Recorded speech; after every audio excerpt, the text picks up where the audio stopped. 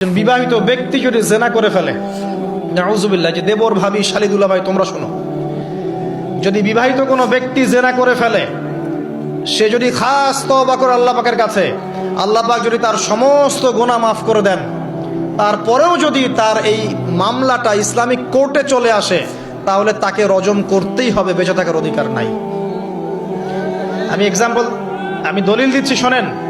নবী সাল্লাল্লাহু আলাইহি ওয়াসাল্লামের একজন সাহাবী, মহিলা সাহাবী, তিনি পাপ করে ফেলেছেন। কি করেছেন? জেনা করে ফেলেছেন। বিবাহিত ব্যক্তি ছিলেন। নবীর কাছে এসে বলছেন, ইয়া রাসূলুল্লাহ তাহহিরনি, আমাকে পবিত্র করুন, আমি অন্যায় করেছি। নবী সাল্লাল্লাহু আলাইহি ওয়াসাল্লাম বলছেন, মুখ ফিরিয়ে নিচ্ছে, একবার ডান দিকে মুখ ফিরাচ্ছেন, একবার বাম দিকে মুখ ফিরাচ্ছেন। নবী শুনতে যাচ্ছেন না, কারণ এটা কোর্টে চলে আসলেই বিপদ। নবীজি বলছেন, বাসায় যাও, বাসায় যাও, তওবা করো, আল্লাহর কাছে তওবা করো, আল্লাহ মাফ করে দিবে। বাসায় চলে যাও, বাসায় চলে যাও, তওবা করো, আল্লাহ মাফ করে দিবে। সে মহিলা বলছে, না ইয়া রাসূলুল্লাহ, আমি অনেক বড় অন্যায় করেছি, আমাকে পবিত্র করুন। আপনি পবিত্র না করেন তাহলে পরকালে আল্লাহ আমাকে শাস্তি দিবেন, আমাকে পবিত্র করুন। এবার নবী সাল্লাল্লাহু আলাইহি ওয়াসাল্লাম বললেন, বাসায় যাও। তুমি গর্ভবতী হয়েছো? হ্যাঁ। বাচ্চা খালাস করো, তারপরে এসো, তোমার বিচার করে দেওয়া হবে ইনশাআল্লাহ।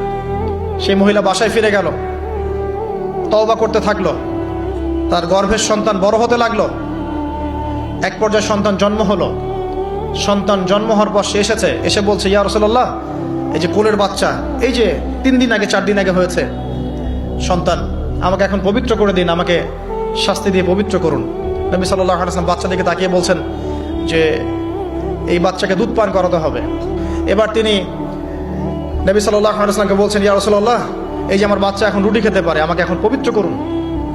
নবী সাল্লাল্লাহু আলাইহি ওয়াসাল্লাম একজন মুসলিমকে বললেন, এই বাচ্চার দায়িত্ব কে নিতে পারবে? একজন মুসলিম সাহাবী বললেন যে আমি নিব ইয়া রাসূলুল্লাহ। তখন তার হাতে বাচ্চাকে সোপর্দ করা হলো। বাচ্চাকে সোপর্দ করার পর এই মহিলাকে নিয়ে যাওয়া হচ্ছে এবং সাহাবীকে বলা হলো, অন্যান্য সাহাবীদেরকে বলা হলো, তোমরা এই মহিলাকে নিয়ে যাও, নিয়ে গিয়ে রজম করো, অর্ধেক মাটিতে পুঁতে ফেলে পাথর নিক্ষেপ করে হত্যা করো। এবার সাহাবীরা এই কাজ করছেন। খালিদ বিন ওয়ালিদ রাদিয়াল্লাহু আনহু, বিখ্যাত বীর সাহাবী, তিনি তখন মুসলিম হয়েছেন এবং অনেক যুদ্ধের নেতৃত্ব দিচ্ছেন। তিনি একটা পাথর নিক্ষেপ করেছেন।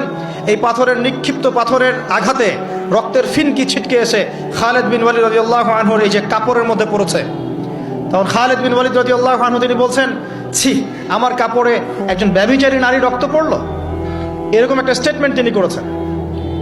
তখন নবী সাল্লাল্লাহু আলাইহি ওয়াসাল্লাম রাগ করে বলেন, ইয়া খালিদ, তুমি থামো। তুমি জানো এই মহিলা অন্যায় করার পর এমন তওবা আল্লাহর কাছে করেছে, এত বেশি তওবা সে আল্লাহর কাছে করেছে, এত বেশি তওবা আল্লাহর কাছে করেছে বিগত এই সময়গুলোতে, এই তওবা যদি পুরো মদিনাবাসীর মধ্যে ভাগ করে দেওয়া হয় তবুও কম হবে। এবং সেই মহিলা এখন জান্নাতে আছে, জান্নাতে নদীতে সাঁতার কাটছে ইনশাআল্লাহ। আমি বুঝাতে পারলাম কিনা?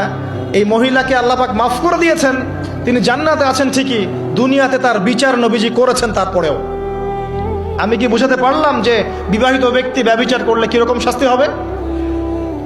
এরপরেও যারা এখন ওই জেনার অপরাধে লিপ্ত আছেন, অবিবাহিত হন আর বিবাহিত হন, আল্লাহর ওয়াস্তে আজকে গভীর রাত্রে গিয়ে তওবা করবেন, রাত্রেবেলা ওযু করবেন, জায়নামাজে দাঁড়াবেন,